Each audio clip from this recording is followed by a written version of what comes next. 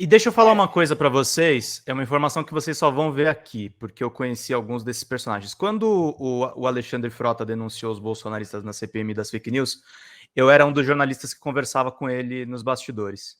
E eu falava para o Frota que o Bolsonaro ia abafar a CPMI, que acabou acontecendo, e que pegar o Alan dos Santos era pegar o bolsonarismo juvenil. Que eu falei, eles vão fechar o Terça Livre e vai migrar toda a verba dos bolsonaristas para Jovem Pan, para revista. Tá travando, Pedro, a sua conexão. Deixa eu sair, eu vou arrumar minha conexão 1 minuto, eu já volto. Tá vendo aí? Você fala do Terça Livre, da Jovem Pan, dá logo uma travada. Tá vendo? Já volto, gente, 1 minutinho, peraí. Então, Paulo, você que já teve algumas vezes na Jovem Pan, participando de alguns programas, eu também já tive algumas vezes, né? Eu participei do Ring da Pan com o Guga Noblar e participei também do Morning Show por um período, e eu acabei saindo de lá, né, das participações. O que aconteceu com o César Caleron e o Constantino aconteceu comigo também. Só que comigo quem pediu foi a Zoe Martinez, né? Ela questionou que eu estava passando dos limites no programa, e quem acompanhava os programas via que não tinha nada de passar de limite. É porque ela não tinha o que argumentar para responder, porque ela não sabe o que responder. E o que me deixa mais triste é ouvir que tem pessoas do próprio programa, que comanda o programa, que faz parte da roda do programa, que sabe disso, pensa isso e ainda externaliza isso. Que algumas pessoas me falaram, Carlita, a gente sabe que a Zoe é limitada, mas ela está ainda em evolução, a gente acredita que em algum momento ela vai acordar. E a gente tem que trazer aqui também quem é que é a padrinha a Zoe. Você sabe quem é a madrinha da Zoe, Paulo? Não. A Bia Kisses. Ah, é ela que é a madrinha da Zoe, por isso que a Zoe não sai da Jovem Pan, porque a Bia Kisses indicou a Zoe para trabalhar na Jovem Pan e o Bolsonaro faz aí essa conexão de interesses com a Jovem Pan através da Bia Kisses. Porque, repara, por muito menos coisas a Jovem Pan afastou comentaristas e a Zoe Martinez disse lá na Jovem Pan que ela falou alguma coisa sobre racismo, que eu não lembro o que foi. A Zoe foi a assessora parlamentar da Bia Kisses. Muito do financiamento desses veículos vai por assessoria com ela também um período, né? Tem uma história, tem uma fofoca aí meio maldosa, mas enfim. Mas o Terça Livre foram os assessores do Eduardo que pagavam aquele Apoia-se do Terça Livre, que tinha muita grana também ali. O que aconteceu? Então, voltando para a história que eu estava falando, eu falei para o Frota, vão fechar o Terça Livre e a grana vai migrar para a Jovem Pan e para a Revista Oeste. Só para vocês saberem um bastidor da Revista Oeste, o principal diretor da Revista Oeste é o jornalista José Roberto Guzzo. Eu trabalhei 2 anos e meio na Abril, eu conheci o Guzzo. Eu me correspondi com ele por e-mail. Quando o Dilma Mainardi e o Mário Sabino detonaram o PT, a crítica que existia dentro da Abril contra o Mário Sabino era do Guzzo. O Guzzo era considerado uma direita moderada. Olha como que a grana faz. O cara vira um radical bolsonarista porque ele é um experiente para montar um veículo de direita. O Augusto Nunes também era considerado uma direita moderada, né? O Augusto Nunes era moderado em relação ao Renan Azevedo. Teve uma troca. Se vocês pegarem esse da mídia. Teve uma troca muito peculiar. Só que assim, o Xandão, que não é besta, e não é à toa que o Uso dedica tipo 10 colunas detonando o Alexandre de Moraes, o Xandão não é besta, ele falou, eu não quero peixe pequeno, eu vou atrás desses. E agora tá fechando tudo. Agora vai ser um negócio que... E que negócio? Eu agradeço todo dia que eu não caí na roubada nem de ficar isento e nem de me associar a isso aí. Porque, cara... Não, você podia estar rico agora, né, Paulo? Você podia estar rico, respondendo alguns processos, talvez preso, mas você ia estar rico.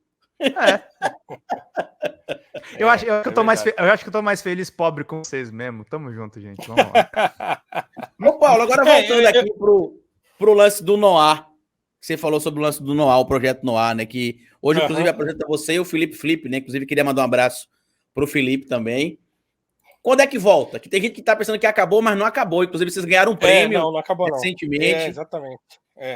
Uma coisa meio assim, fortuita, porque eu não estava esperando, de repente ligaram e falaram: tá, vai ter uma premiação e tal. Eram 5 modalidades lá dentro da cultura urbana e a gente venceu. Eu fiquei bem surpreso com aquilo. Mas assim, o projeto parou em agosto, né? A gente fez 99 ou 98 programas. E aí paramos porque uma série de coisas estava acontecendo ali, a gente precisava se reorganizar. E aí juntou com um monte de outros problemas. O Flow tá ainda se reorganizando depois daquela coisa do Monark e tal, não sei o quê. Então, acabou atrasando tudo, né? Então, a esperança que a gente teve em reunião semana passada, é que a gente volte agora, já no comecinho de fevereiro, né, já com uma grade nova tal, e eu volto sozinho, porque o Felipe vai fazer um outro projeto lá. Então a gente está desenhando um noir um pouco diferente, do qual eu vou apresentar sozinho, mas com a mesma proposta e tal. Então, espero que agora, já na primeira ou segunda semana de fevereiro, a gente esteja de volta lá com o espaço aberto para a gente trocar ideia. Quero vocês lá para a gente dialogar. Eu já fui e vou de novo. Vai, opa, certamente Se irá. vocês quiserem me chamar, fiquem à vontade. Eu fui convidado, inclusive, para o Flow, Paulo, mas olha que situação. E o meu programa no Flow seria dia 14 de setembro, eu e o Henri Bugalho. Estava em São Paulo, tudo certo, tudo pronto. Quando o Borgato pediu o táxi ali, que estava chegando, o Uber, que estava chegando perto da casa que eu estava, eles ligaram e falaram: o Henri passou mal, tem como segurar aí 5 minutos? E aí eu falei: tem. E aí o Henri passou mal, né, no dia. Ele pensou que estava com Covid, não era Covid, era só uma gripe, acredito que no frio de São Paulo. E aí a gente acabou não indo, não teve o programa estava marcado, estava divulgado. E aí eu recebi convite de novo para votar em novembro, só que o Igor ia para a Copa. Aí tinha disse antes do Igor ir para a Copa. Aí eu falei: não, então não dá para eu ir em novembro. E provavelmente eu devo ir agora em fevereiro ou março. E aí eu passo lá também no Noir, quero voltar lá de novo. Legal, bacana, bom. Tá, só para comentar um pouco esse negócio da Jovem Pan, é assim, né, meus caros? Outra vez, era uma coisa que estava na cara que ia acontecer. Sim. Entende? Assim, quer dizer, só não estaria na cara que ia acontecer caso o Bolsonaro vencesse. Aí eles iam nadar. Entendeu? Se Bolsonaro fosse reeleito, aí esse pessoal ia estar assim, nadando de braçada, como você disse agora. Então, é isso. Agora, como ele não foi reeleito, então, quer dizer, foi uma aposta, né? Foi uma aposta. E a gente sabe que veículos de mídia grandes, assim, né, empresas que têm concessão, elas precisam, de certo modo, estar próximas do governo, porque elas dependem de verbo estatal, e então é muito difícil sobreviver no Brasil autonomamente como um veículo grande de mídia. Então, isso a gente sabe. Agora, veja, você está próximo do governo porque você precisa daquele aporte que o governo costuma fazer, é uma coisa, né? Agora, você mergulhar não só, digamos assim, no apoio ao governo, mas nas teses mais absurdas que saem não só do próprio governo, mas em todo aquele entourage maluco e golpista e criminoso que tem em volta do governo, aí, meu amigo, é pedir para se estrepar uma hora. Então, quer dizer, estava escrito que isso ia acontecer uma hora. Então, assim, a gente nem precisa. Eu posso até aqui, não é o que eu acho, mas ainda que eu achasse que o Alexandre de Moraes exagerou e que e todo mundo saiu do trilho, e a gente vive, como diz o Monarca, a ditadura do judiciário, não sei o quê. Ainda que eu acreditasse nisso, eu ia olhar o cenário e ia dizer: olha, eu acho melhor a gente não continuar aqui, não, porque vai dar ruim. Mandamento, não quero me fuder. Pô, é lógico, pô. Você vai pra isso. Pô, por exemplo, eu vou pegar dois grupos de mídia que eu critico. O Estadão foi genial. O Estadão botou gente para cobrir orçamento secreto e tinha uns reacionários no caderno de opinião. Tá ótimo. Eles se safaram, saíram ilesos. A Globo fez uma transição para ficar quase comunista. E é isso. Entende? Se você não. Você tem que ter uma editoria ali que deixa a coisa minimamente civilizada, azeitada. Entende?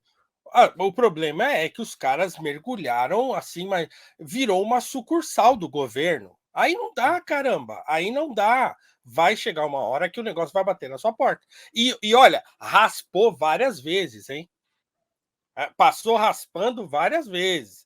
Então, não dá para dizer que ninguém sabia que isso ia acontecer uma hora. A gente pode discordar de tudo que aconteceu, de toda a condução que está sendo feita. A gente pode discordar dos... como é que é? Daquele negócio dos...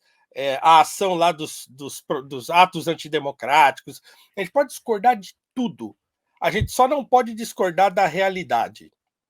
E a realidade é, se o Alexandre de Moraes está com um monte de poder na mão, ele vai usar.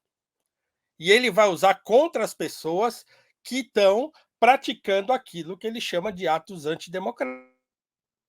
Então, nesse meio, uma hora o Xandão vai bater na sua porta. E não vai adiantar você gritar, mas você está sendo autoritário, porque... Tá ouvindo, Monark?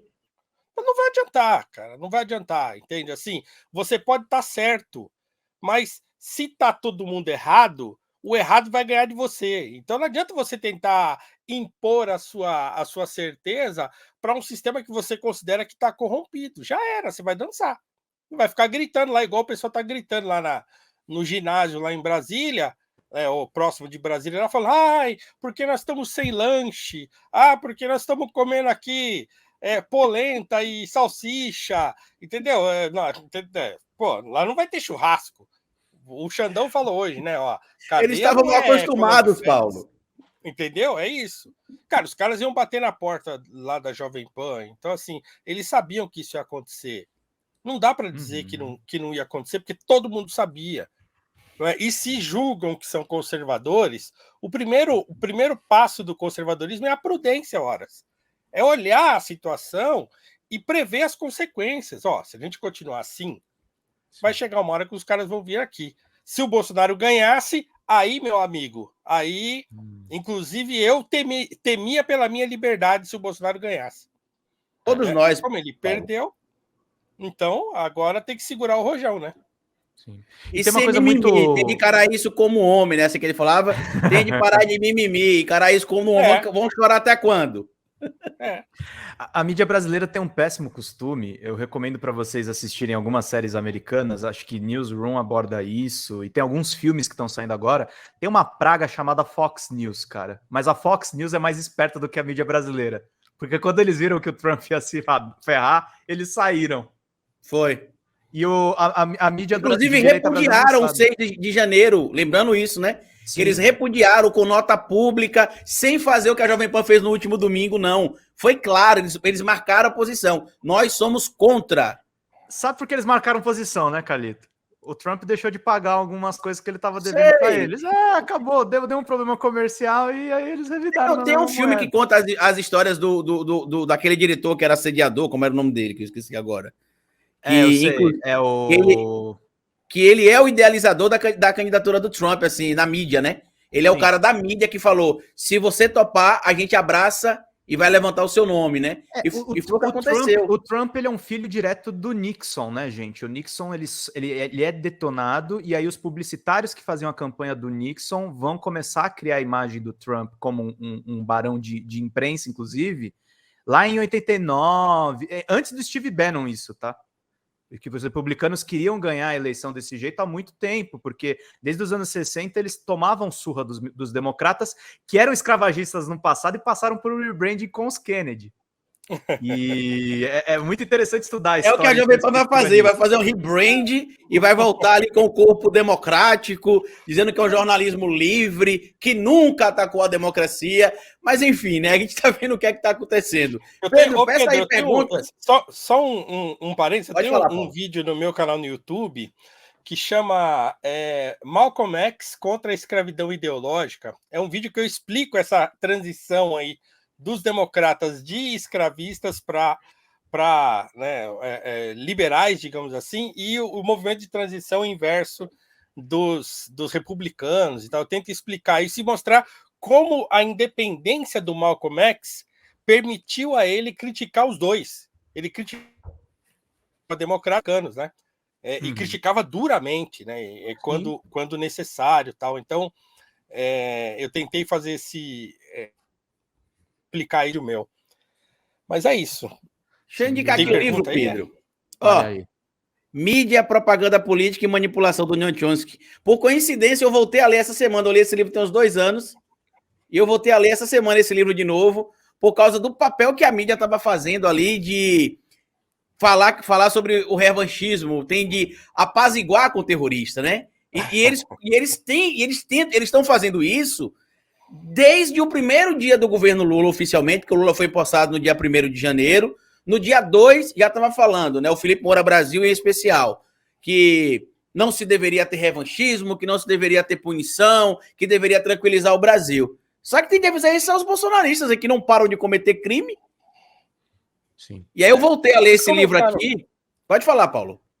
Vocês fizeram um comentário sobre a direita americana. Cara, assim, eu parei de acompanhar todos aqueles caras que eram aqui, né? Há poucos anos aí eram caras. Inclusive, há uma direita negra americana que surgiu nos últimos anos também, assim. Eles aderiram de tal modo ao trumpismo, cara, que assim, eles enlouqueceram. Eu parei de acompanhar todos. Eu não sei nem onde que eles estão agora, o que eles estão fazendo. Eu continuo acompanhando, porque infelizmente o Glenn Greenwald, eu não sei o que aconteceu, deve ser dinheiro. Ele tá num negócio de estar com o Tucker Carlson que eu não consigo entender. O cara publicou. O cara que publicou a Vaza Jato foi para extrema direita, cara. É que ele é mais esperto, porque como ele é repórter, ele ainda faz boas entrevistas, mas assim, cara, ele tá direto na Fox. Tá um negócio doido, assim. Mas é isso. E o trumpismo, ele tem uma coisa, Paulo. Como ele é um movimento mais velho do que o bolsonarismo, ele tem uma penetração muito alta, cara. Tem muita gente que é trumpista ainda. Eu não consigo. Porque o Trump lá, eu acredito que a diferença de lá para cá é que o Trump tocou na ferida que o brasileiro não tem, que é esse suposto patriotismo que os bolsonaristas tentaram levantar, que os americanos têm, porque assim, ninguém é antipatriótico no Brasil. E é um patriotismo com bases reais, viu, Calito? Quando a gente fala de problemas trabalhistas, quem fala bem disso é o Trump, não é o Partido Democrata. Então, mas o ponto que eu quero chegar não é nesse ponto ainda que é onde eu vou chegar agora. É que era essa parte que eu ia falar, que além da questão do patriotismo, ele conseguiu, por exemplo, se conectar com os diversos grupos sociais. Porque você vê, por exemplo, latino defendendo o Trump, é algo que você fica chocado e você entende que ele conseguiu se conectar com um discurso simples, conseguiu falar aquilo que os grupos queriam ouvir, e o Bolsonaro não soube fazer isso. Ele consegue falar no atacado, ele tem muito volume, mas ele não tem essa substância. O que o Bolsonaro fez, por exemplo, aqui, e ele acabou abraçando, por exemplo, parte dos pobres, periféricos, gente que pensava que nunca foi, por exemplo, ligada à direita, que passou a abraçar o bolsonarismo, depois de um tempo com a narrativa, por exemplo, de que a esquerda era malvadona e que a direita bolsonarista era puritana. O moralismo, né? O moralismo, exatamente, puritano, e que vinha para a sociedade chegar ao poder para reestruturar o Brasil e trazer de volta, né, Paulo, o que os conservadores defendem, que o Bolsonaro nunca foi conservador. O Bolsonaro trocou uma esposa pela outra, trocou a esposa pela primeira amante, depois trocou a segunda amante, que foi esposa, pela outra esposa, fez o filho, que um dos princípios básicos do conservadorismo é a família. Ele fez, por exemplo, os filhos ficarem contra a mãe, porque em 2000, quando ele lançou o Carlos Bolsonaro candidato a vereador, ele quis convencer o Flávio. E até o Flávio, sendo escroto como ele falou, não, pai, eu não tenho como ser candidato contra a minha mãe. E aí o Carlos falou, pois eu tenho, porque eu amo mais o meu pai. E aí, dane-se a minha mãe. Esse cara vai matar o pai dele, meu. Fica de olho nesse cara. Esse cara é um potencial homicida.